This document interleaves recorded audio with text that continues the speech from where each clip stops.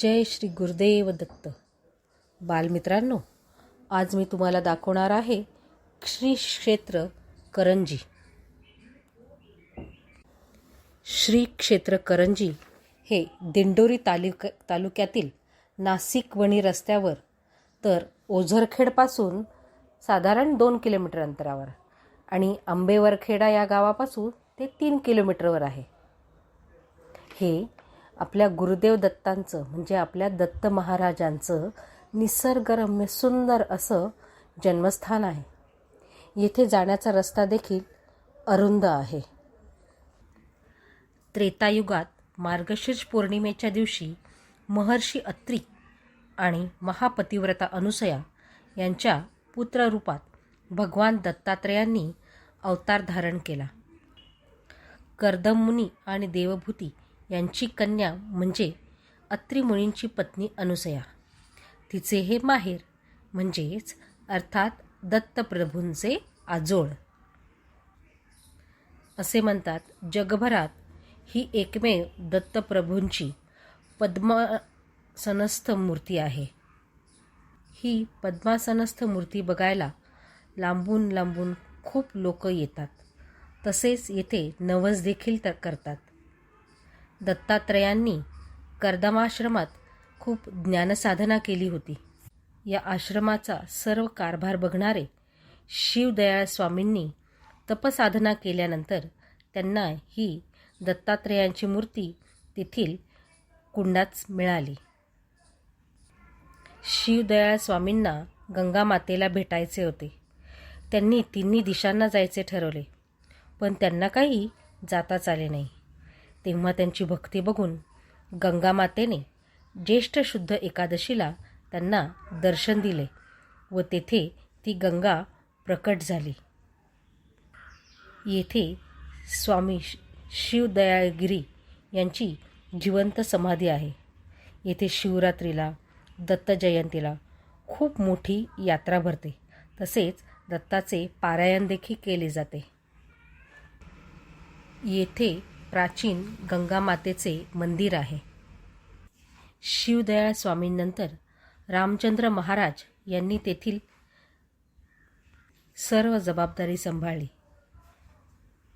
नंतर सद्गुरू जोशी महाराज, शिवदासगिरी मौनी बाबा यांनी या मंदिराची जबाबदारी सांभाळली.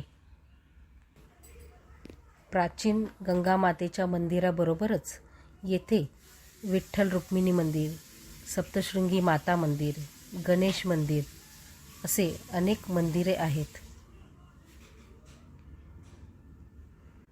भगवान विष्णूंचा अवतार म्हणजेच आपले दत्तगुरू.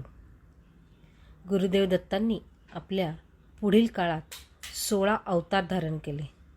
त्यातले जास्तीत जास्त अवतार हे पौर्णिमेला होते.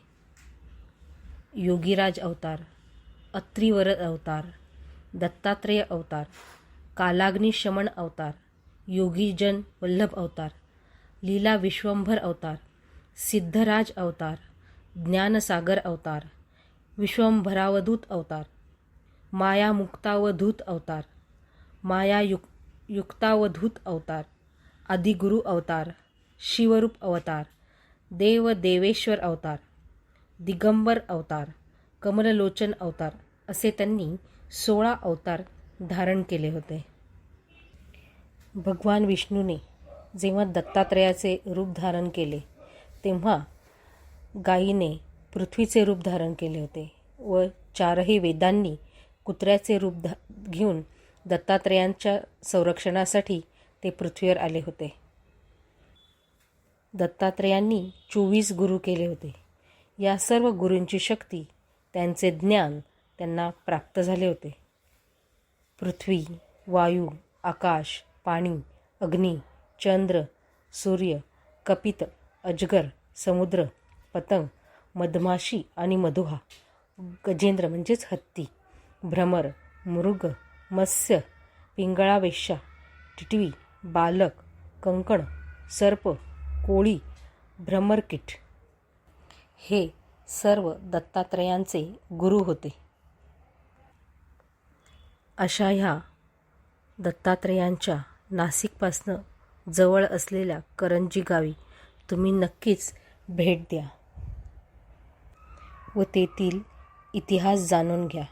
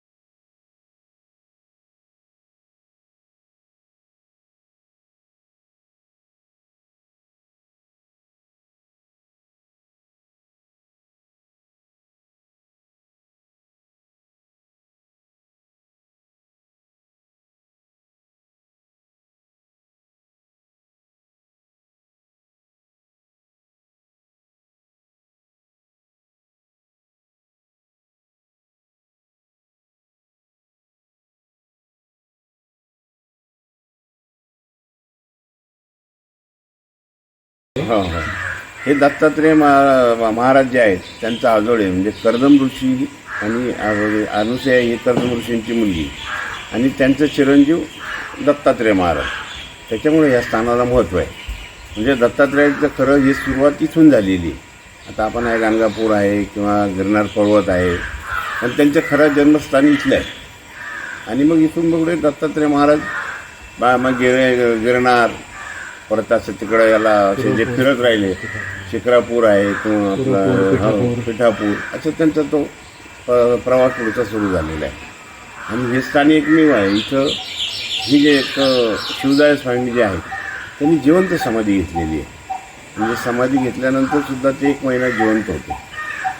त्यांना एक पाईप ठेवलेला होता, वरतून त्या पाईपामध्ये आपण दूध सोडायचं.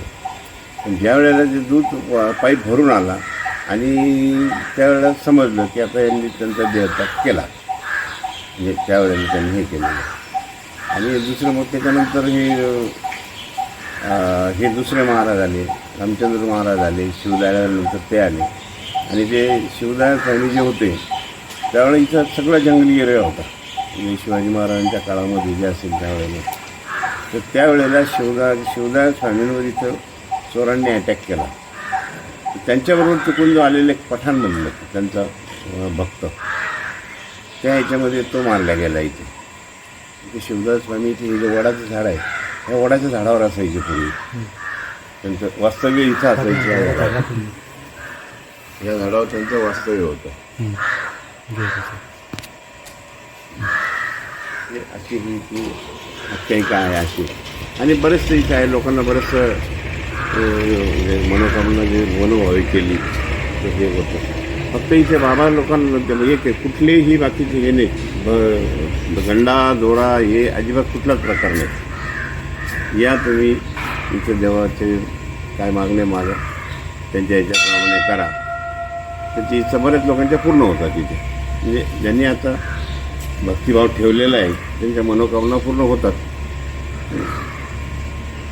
आणि हे इथं जी खाली ही जी याची जी मूर्ती आहे आपली पद्मासीत मूर्ती आहे, इथे ही जी छोटीशी विहीर आहे ना, ह्या विहिरीमध्ये त्या शिवदाय स्वामींना सापडलेली आहे. मूर्तीची स्थापना त्यांनी इथे केलेली आहे. ही एकमेव मूर्ती आहे अशी का पद्मासीत मूर्ती आहे. आजोळ म्हणजे आईचे वडील हा कर्दम ऋषींचा आश्रम.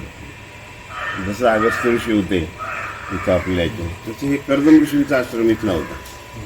आणि तेव्हा मग सत्यानुसाराचा हे इथला जन्म, त्याच्यानंतर मग दत्तात्रय महाराजांचा जन्म इथलाच. या सगळ्याच्यामध्ये हे असेल.